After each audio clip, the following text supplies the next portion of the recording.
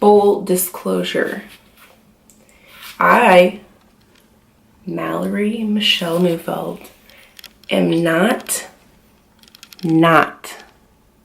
para nada doing another show to lean out or look a certain way. I am like so good with where I'm at right now. Like, I love where my body's at. I feel strong as fuck. I'm content. Hi guys. Welcome to my second YouTube video.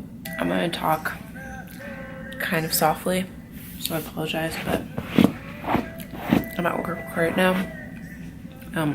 At the group home, so the women that I take care of are all sleeping right now, so I don't want to be loud and be a jerk and wake them up. Anyways,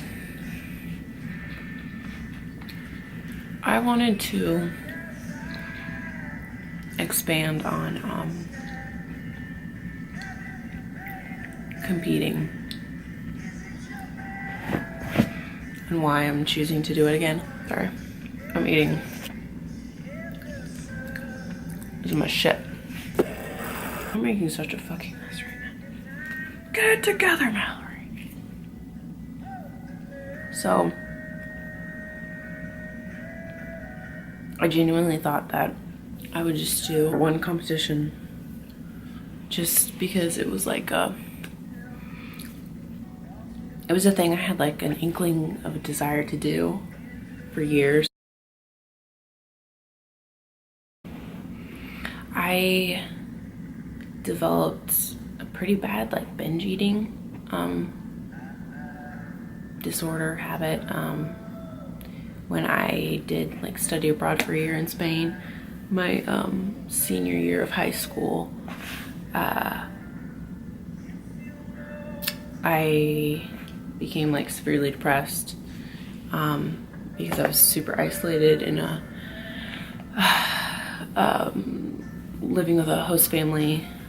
Didn't know anyone in the country, didn't know the host family. It was just set up by the program. So living with a nice but kind of quiet and more reserved host family in a neighborhood outside of a small town, outside of the big city. So like just super isolated and a huge language barrier. With that depression, I developed really bad eating habits, which I didn't really identify later until like a while after the fact. I was like, oh, I had like binge eating disorder until my hair is driving me fucking insane. Living in this house, I honestly wasn't super comfortable like the whole year. Everything was out of my control. Like, had no car, had like a cook who made all the meals. We always ate at the same time every day, went to school, blah, blah, blah. Like, so I was just really at the mercy of everyone else. So I think food was the one thing that I felt like I could control. It sounds cliche, I feel like everyone says that, but it's true. When you just like have zero control over your life for like a whole year, you just like leech on to whatever you have. And that was food. In the evenings, like, I would start, I would wait for my host mom and dad to, like, go downstairs into the garage to smoke a cigarette, because they would go every so often. Wait until I heard the door to the garage close, and then I would sneak downstairs and I would, like, grab some food. I'd like sneak back upstairs and just want more, and just like I became so obsessed, and I'd like wait until I heard the door again, and then I'd go and do it again, and I'd do that like all the time. I do it like every day. And they also had like this big ass bowl, like, or no, it was a box. This box full of those like Lindt chocolate balls that are so good, and I would sneak down and steal those all the time. and then I'd have to like hide the trash in my drawer because like this like maid cook lady, which is apparently normal. It was weird to me. But so she'd cook all the meals, and then she would like clean the house every day, and so she would like take out my trash, so I didn't want her to see. So like I would literally like hide the chocolate wrappers in my drawer until like I could throw them away on my own, like more secretly. I would have the house to myself, which didn't happen very often. I would just eat until I wanted to die, because I could, because they weren't there. So I would just eat and eat and eat, until I finally got to the point where I just felt so awful and disgusting and just like hated myself. But by some miracle, I had enough sense about me to know that I could not get into the purging side of it, because then it would just, all shit would break loose. And then I'd usually just like fucking like cry myself to sleep sort of thing. Scream into my pillow. That was a really long way of telling you that I already have a history of disordered eating from that.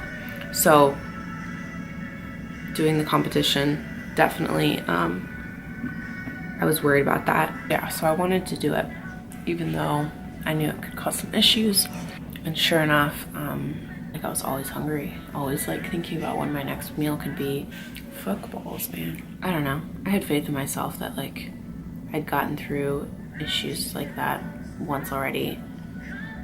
I think I was like, I can break myself of this. I don't know, but you kind of have to know yourself and make that judgment call. So it took probably a couple weeks to maybe a month to kind of finally untrain my brain to like obsessing about what I was eating, how lean I was, and like if you could see my abs sort of thing. But for me personally, I was able to get over it and feel good about everything. Honestly, just doing it because there's a part of me that knows that I didn't give it my all. Not with the dieting, not with the workouts. I really pushed myself with that. Where I fucked up and where I didn't go all in was the posing and stage presence. Fortunately, posing and like the frou-frou bullshit affects your score. So I didn't go all in. I let my expectations and like my perception of like who I am as a person get in my way. I didn't commit to it. I was like kind of half-assing it because I still felt stupid. So I fucked it up. It showed. Because it's like you gotta be able to present all your hard work in like the manner that they want. Because of that, I feel like I just gotta do it one more time, because I think it's one of those things that I'll fucking regret. And there's one thing I've learned from fucking Gary B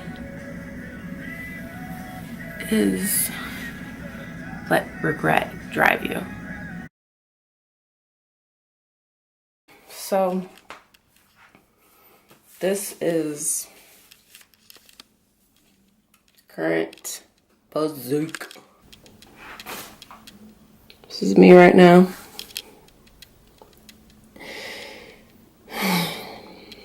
You know, got my little squish. No big thing. Normal.